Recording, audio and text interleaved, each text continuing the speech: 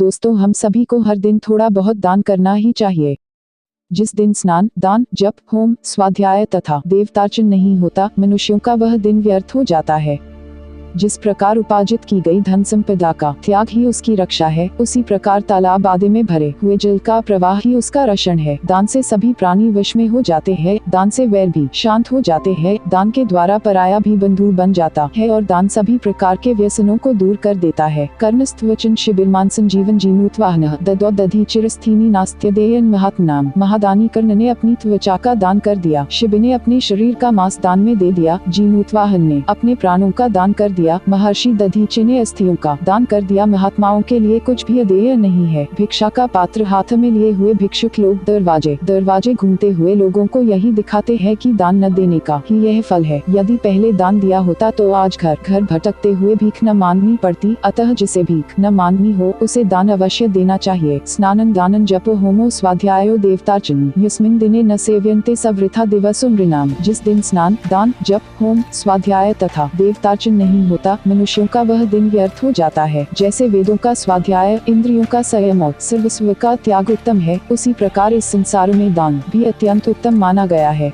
एक सफल जीवन जीने के लिए दान अनिवार्य है। सफल जीवन क्या है? जीवन सफल उसी का है जो मनुष्य जीवन प्राप्त कर अपना कल्याण कर ले। भौतिक दृष्टि से तो जीवन में सांसारिक सुख और समृद्धि की प्राप्ति को ही हम अपना कल्याण मानते हैं, परंतु वास्तविक कल्याण है सदा सर्वदा के लिए जन्म मरण के बंधन से मुक्त होना, अर्थात भगवत प्राप्ति। अपने शास्त्रों ने तथा अपने पूर्वज ऋषि महर्षियों ने सभी युगों में इसका उपाय बताया है। चारों युगों में अलग अलग चार बातों की विशेषता है। सफल मानव जीवन के लक्ष्य की प्राप्ति के मानव धर्म शास्त्र के उद्भावक राजर्षि मनु ने चारों युगों के चार साधन बताए हैं। सत्य युग में तप, त्रेता में ज्ञान, द्वापर में यज्ञ और कलयुग में एकमात्र दान मनुष्य के कल्याण का साधन है। गोस्वामी तुलसीदास जी ने भी लिखा है, प्रगट चारि पद धर्म के कली महु एक प्रधान, जैन केन विधि दीन है दान करी कल्याण। गोस्वामी जी का यह वचन तैत्तिरीयोपनिषद के निम्न प्रसिद्ध वचनों पर ही आधारित है, अर्थात दान श्रद्धा पूर्वक करना चाहिए, बिना श्रद्धा के करना उचित नहीं। श्रद्धया देयम अश्रद्धया अदेयम। अपनी सामर्थ्य के अनुसार उदारता पूर्वक देना चाहिए। श्रिया देयम विनम्रता पूर्वक देना चाहिए। ह्रिया देयम दान नहीं करूँगा तो परलोक में नहीं मिलेगा, इस पैसे देना चाहिए। अथवा भगवान ने मुझे देने योग्य बनाया है पर दूसरों को न देने पर भगवान को क्या मुंह दिखाऊंगा, इस भय से देना चाहिए। भिया देयम प्रमाद से, भय से या उपेक्षा पूर्वक न देकर ज्ञान पूर्वक, विधि पूर्वक, आदर पूर्वक एवं उदारता पूर्वक निस्वार्थ भाव से देना चाहिए। संविदा देयम चाहे जैसे भी दो, किंतु देना चाहिए। मानव जाति के लिए दान परमावश्यक है। दान के बिना मानव की उन्नति अवरुद्ध हो जाती है। इस प्रसंग में बृहदारण्यकोपनिषद की एक कथा है। एक बार देवता, मनुष्य और असुर तीनों की उन्नति अवरुद्ध हो गई। अतः वे सब पितामह प्रजापति ब्रह्मा जी के पास गए और अपना दुख दूर करने के लिए उनकी प्रार्थना करने लगे। प्रजापति ब्रह्मा ने तीनों को मात्र एक अक्षर का उपदेश दिया। स्वर्ग में भोगों के बाहुल्य से भोग ही देवलोक का सुख माना गया है। अतः देवगण कभी वृद्ध न होकर सदा इंद्रिय भोग भोगने में लगे रहते हैं। उनकी इस अवस्था पर विचार कर प्रजापति ने देवताओं को दक्ष के द्वारा दमन इंद्रिय दमन का उपदेश दिया। ब्रह्मा के इस उपदेश से देवगण अपने को कृतकृत्य मानकर उन्हें प्रणाम कर वहाँ से चले गए। असुर स्वभाव से ही हिंसा वृत्ति वाले होते हैं। क्रोध और हिंसा इनका नित्य का व्यापार है। अतएव प्रजापति ने उन्हें इस दुष्कर्म से छुड़ाने के लिए दक्ष के द्वारा जीव मात्र पर दया करने का उपदेश किया। असुरगण ब्रह्मा की इस आज्ञा को शिरोधार्य कर वहाँ से चले गए। मनुष्य कर्मयोगी होने के कारण सदा लोभवश कर्म करने और धनोपार्जन में ही लगे रहते हैं। इसलिए प्रजापति ने लोभी मनुष्यों को दक्ष के द्वारा उनके कल्याण के लिए दान करने का उपदेश दिया। मनुष्यगण भी प्रजापति की आज्ञा को स्वीकार कर सफल मनोरथ होकर उन्हें प्रणाम कर वहाँ से चले गए। अतः मानव को अपने अभ्युदय के लिए दान अवश्य करना चाहिए। विभवो दान शक्तिश्च महतांत पसान फलम। विभव और दान देने की सामर्थ्य अर्थात मानसिक उदारता, ये दोनों महान तप के ही फल है। विभव होना तो सामान्य बात है, यह तो कहीं भी हो सकता है, पर उस विभव को दूसरों के लिए देना यह मन की उदारता पर ही निर्भर करता है। यही है दान शक्ति, जो जन्म जन्मांतर के पुण्य से ही प्राप्त होती है। महाराज युधिष्ठिर के समय की एक घटना है। उद्दालक नाम के एक ऋषि थे। अकस्मात उनके पिता का देहांत हो गया। मुनि ने अपने पिता की अंत्येष्टि चंदन की लकड़ी की चिता पर करने का विचार किया, पर चंदन की लकड़ी उनके पास तो थी नहीं। वे धर्मराज युधिष्ठिर के पास पहुँचे और उनसे चंदन की लकड़ी की याचना की। धर्मराज के पास चंदन काष्ठ की तो कमी नहीं थी, परंतु अनवरत वर्षा होने के कारण संपूर्ण काष्ठ भीग चुका था। गोली लकड़ी से दाह संस्कार नहीं हो सकता था, अतः उन्हें वहाँ से निराश लौटना पड़ा। पड़ा। इसके अनंतर वे इसी कार्य के निमित्त राजा कर्ण के पास पहुँचे। राजा कर्ण के पास भी ठीक वही परिस्थिति थी। अनवरत वर्षा के कारण संपूर्ण काष्ठ गीले हो चुके थे, परंतु मुनि को पितृदाह के लिए चंदन की सूखी लकड़ी की आवश्यकता थी। कर्ण ने तत्काल यह निर्णय लिया कि उनका राज सिंहासन चंदन को लकड़ी से बना हुआ है, जो एकदम सूखा है। अतः उन्होंने यह आदेश दिया कि चंदन से बने मेरे सिंहासन को तुरंत खोल दिया जाए तथा इसको काटकर चिता के लिए इसकी लकड़ी मुनि उद्दालक को दे दी जाए। इस प्रकार उन मुनि उद्दालक के पिता का दाह संस्कार चंदन की चिता पर संभव हो सका। चंदन के काष्ठ का सिंहासन महाराज युधिष्ठिर के पास भी था, पर यह सामयिक ज्ञान, मौके की सूझ और मन की उदारता इस रूप में उन्हें प्राप्त न हुई, जिसके कारण वे इस दान से वंचित रह गए और यह श्रेय कर्ण को ही प्राप्त हो सका। इसीलिए कर्ण दानवीर कहलाए। दान के लिए स्थान, काल एवं पात्र का विचार। शास्त्रों में दान के लिए स्थान, काल और पात्र का विस्तृत विचार किया गया है। गीता में भी भगवान ने कहा है, दातव्यमिति यहानन दीयते नुपकारिणे देशे काले च पात्रे च तद्दानं सात्विकं स्मृतम्।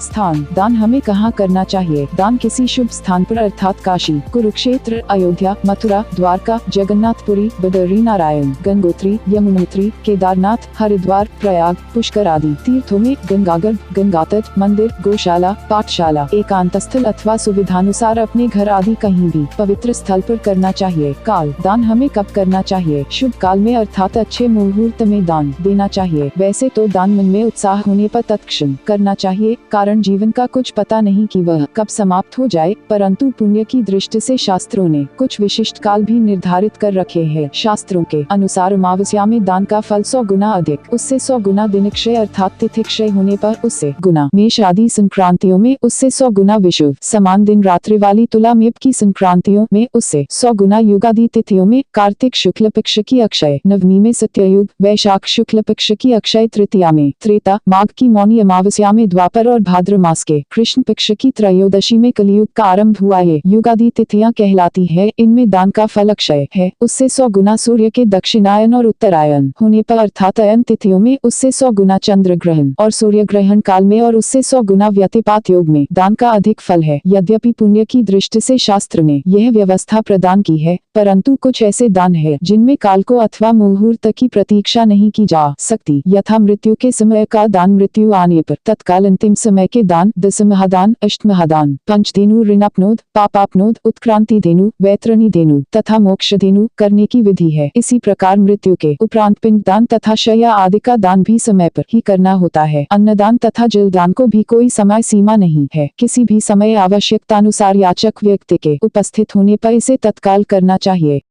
पात्र दान हमें किसे करना चाहिए? शास्त्रों में देश और काल की तरह पात्र का भी विचार किया गया है। सत्पात्र को दिया गया दान ही सफल और सात्विक दान है। महर्षि याज्ञवल्क्य का मत है कि दान के लिए अन्य वर्णों की अपेक्षा ब्राह्मण श्रेष्ठ है। उनमें भी जो कर्मनिष्ठ ब्राह्मण है वे श्रेष्ठतर है। उन कर्मनिष्ठों में भी विद्या तथा तपस्या से युक्त ब्रह्मतत्ववेत्ता श्रेष्ठतम है। जो ब्राह्मण विद्वान, धर्मनिष्ठ, तपस्वी, सत्यवादी, संयमी, ध्यानी और जितेंद्रिय हो, मुख्य रूप से वे ही दान के लिए सत्पात्र है। परंतु इसके साथ ही उत्तरोत्तर सद्गुणों से युक्त, सच्चरित्र, अभावग्रस्त जो उपलब्ध हों, उन ब्राह्मणों को सत्पात्र मानकर दान करना श्रेयस्कर है। शास्त्रों में तो यहाँ तक लिखा है, अपात्रे दीयते दानन दातारनर्कन्नयेत, अर्थात कुपात्र को दिया हुआ दान दाता को नरक में ले जाता है। इसलिए दान देते हुए दानी को सतर्क और सजग रहना चाहिए। सात्विक, राजस और तामस दान के लक्षण। गीता में भगवान ने 3 प्रकार के दानों का वर्णन किया है। देश, काल और पात्र को ध्यान में रखते हुए प्रत्युपकार न करने वाले व्यक्ति को निस्वार्थ भाव से जो दान किया जाता है वह दान सात्विक दान कहा गया है। जो दान क्लेश पूर्वक, जैसे चिंते चित्त में विवश होकर देना पड़ता है, प्रत्युपकार के प्रयोजन से अर्थात दान के बदले में अपना सांसारिक कार्य सिद्ध करने की आशा से, फल को दृष्टि में रखकर, मान बढ़ाई, प्रतिष्ठा और स्वर्ग आदि की प्राप्ति के लिए अथवा रोग आदि की निवृत्ति के लिए दिए जाते हैं, उन दानों को राजस दान कहा गया है। 2. जो दान बिना श्रद्धा के, असत्कार पूर्वक अथवा तिरस्कार पूर्वक अयोग्य देश काल में कुपात्र, मध्यमास आदि अभक्ष्य वस्तुओं को खाने वाले, जुआ खेलने वाले, दुर्व्यसनों से युक्त, चोरी जारी आदि नीच कर्म करने वाले दुष्चरित्र के प्रति दिया जाता है, उस दान को तामस कहा गया है।